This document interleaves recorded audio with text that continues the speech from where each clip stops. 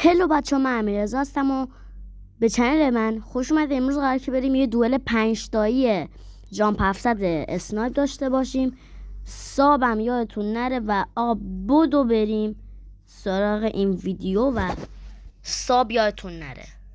اگر دستم اومد جلوی میکروفون ببخشید.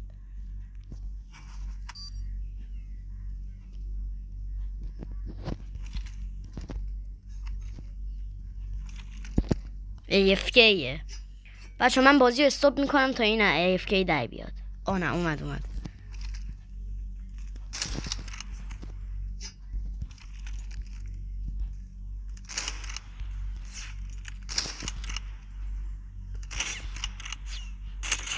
چه هیپی خورد، چه شات خفنی.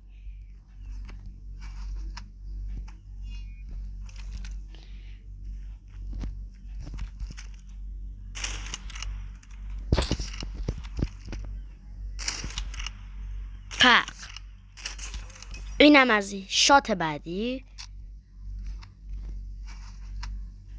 بچه ساب و لایک هم یادتون نره آقا.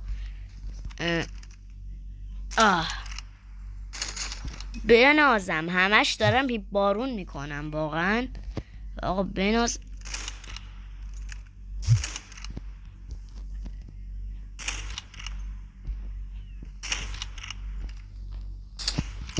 ای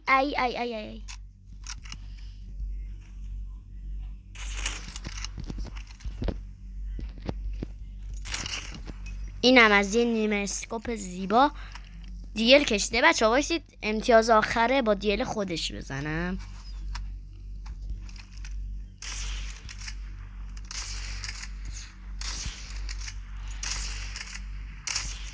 یه ریلود. پشمام زد. با اوتلا داره پلی میده. اوکی بابا ایزیه.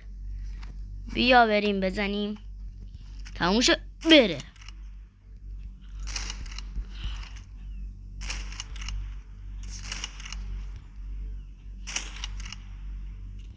یه دونه تق بنازم.